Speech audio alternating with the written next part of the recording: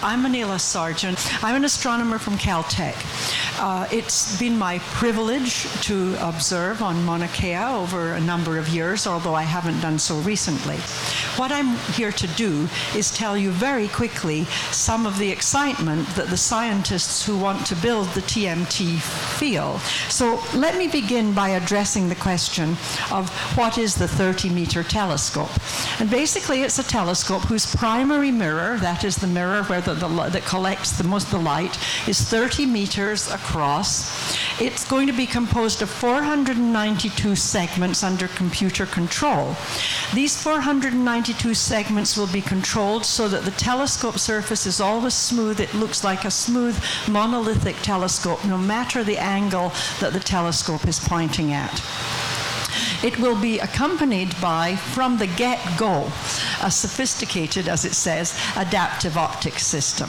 What that means is that there will be instrumentation in the telescope that will correct for the effect of the Earth's atmosphere on the light or the radiation that reaches us. That is to say, I think we all know now that when light comes through the Earth's atmosphere, it actually is moved about a bit by the atmosphere so that the images we see are not as sharp as we would like. They're blurred.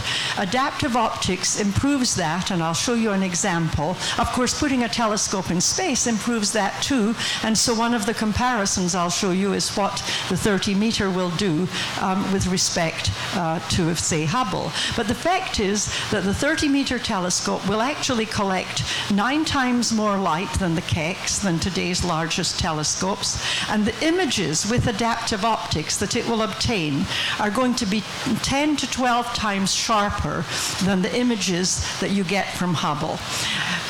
And so, in short, the TMT is going to be the most advanced and the most capable telescope ever built when it is built. That said, let me take you to something that's probably very familiar to you. I'm glad to say it's familiar because it's wonderful for me that so many astronomical pictures are well known to the world nowadays. That's just a fantastic thing that we can share with people. This is a photograph. This is the ultra deep field from the Hubble telescope. It's got 10,000 galaxies in it, a handful of stars, and perhaps you will remember that the deep field, and this is the ultra deep field with many more orbits of the telescope, the deep field was obtained by pointing the Hubble at a part of space that looked more or less empty. And this was what was found with this very powerful telescope. Galaxies way back at the beginning, near the beginning of the universe. I'll show you a little more detail now about what I mean about the effect of adaptive optics. If we blow up one of these images, this one here, this is what we would see. I mean, this is actually what we do see with the Hubble telescope. You can see there's a sort of brighter blob in the middle, some indication of, say, arms of material or stars, we don't know which, around it. We can say perhaps it's a barred spiral, but that's about the best we can do at the moment. However, if we look at this, this is now, you're going to see a simulation, but what we expect to see with the TMT is this. And you can see that in this same galaxy, we would expect to be able to see where the nucleus is. We'd expect to see dark patches where the gas and dust are, where new stars form, clusters of stars. We'd expect to see the newly formed stars. And we can study the structure and the dynamics, the motions of these objects way back much further in time with this telescope.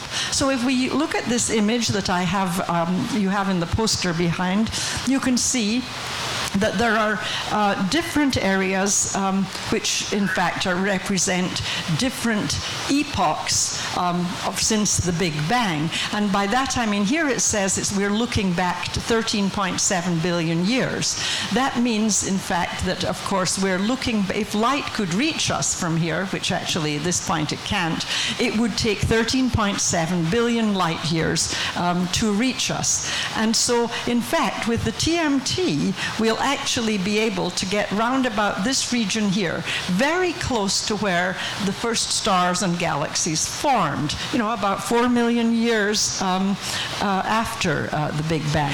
The fact is that until less than 100 years since we actually found out that there were galaxies, people didn't believe that what we now believe to be these absolute configurations of thousands of stars and hundreds of thousands of stars were in fact galaxies and far away from us. So we've come a long way since the beginning of the telescope 400 years ago to 100 years ago. We think we believe galaxies. It's less than that. And now what we're saying is that with the TMT we can actually begin to see much further back. This is part of the picture from the Hubble again. In the blue rectangles are the galaxies that we can resolve, that we can see structure in today with 8 or 10 meter telescopes.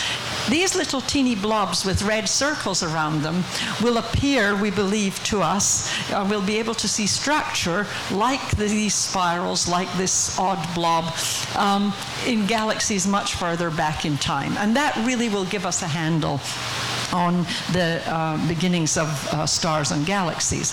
But another example of what we can do is actually, and a really good example of adaptive optics, is what we can do at the center of our own galaxy, which is a mere 25,000 light years from us. What we see here is a picture of an image of the center of our galaxy taken in infrared light at 2 microns so that we can actually see something.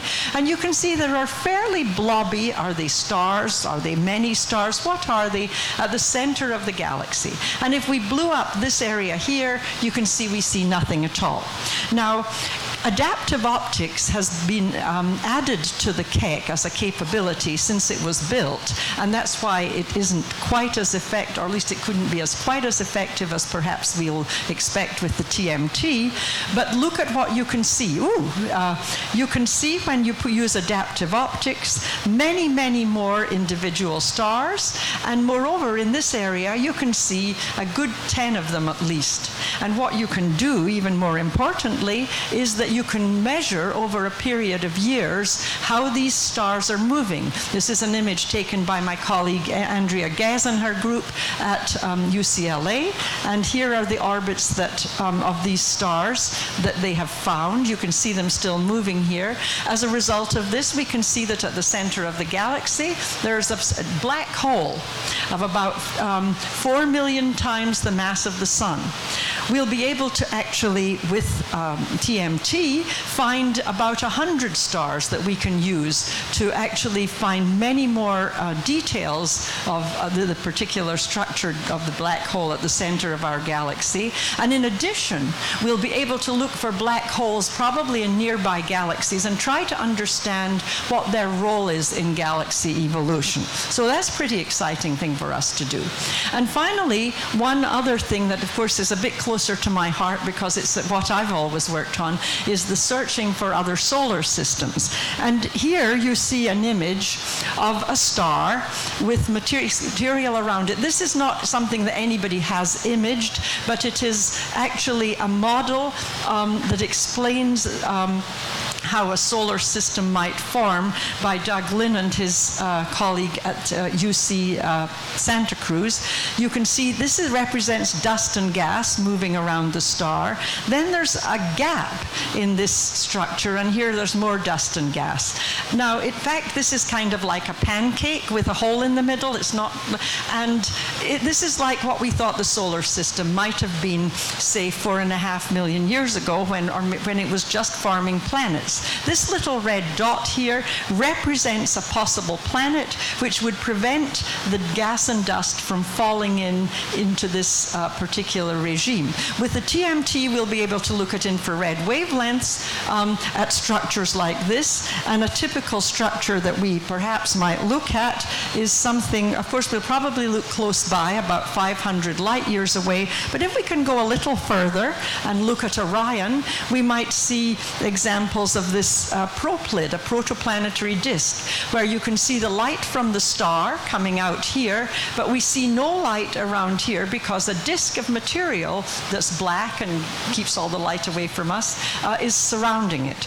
In addition, of course, we'll be able to use the TMT to look directly at infrared wavelengths for secondary bodies, that is planets around other stars. Here's an image with an 8-meter telescope, and you can see we'll have actually the sharpness of the images we'll get will be 100th of what we're seeing here. Of course, we'll have a contamination from the object, but we think we'll be able to look at fainter stars and complement the searches that have been made with Keck, looking for the wobble that creates that shows us there are other planetary systems. We'll also be able to look at the eclipses of stars as they move, of planets as they move against other stars. So there's a whole new set of science that can be done here, looking for our origins in the solar system.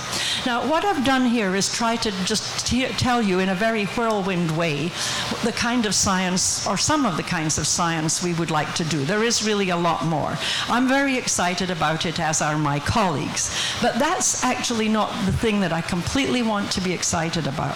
What I really would like you to be excited about is the fact that the pictures that we do in astronomy, that we make, are the things that tend to make young people interested in science. They're easy, they're accessible. They can teach people how to begin to discover, to find how wonderful it is to be curious, and to go on to other scientific careers, not necessarily astronomy. Once you've learned the method, you want to find out more about something.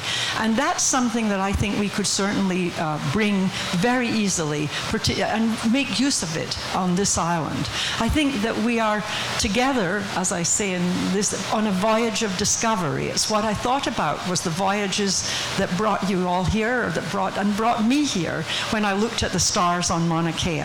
I think, in fact, there's a poster up here that actually caught my eye, and it says something that speaks to astronomy as well as to living here, which is know one's genealogy, one's history, and one's place, I'd say, in the universe too, and that in itself is an education. Thank you for your attention.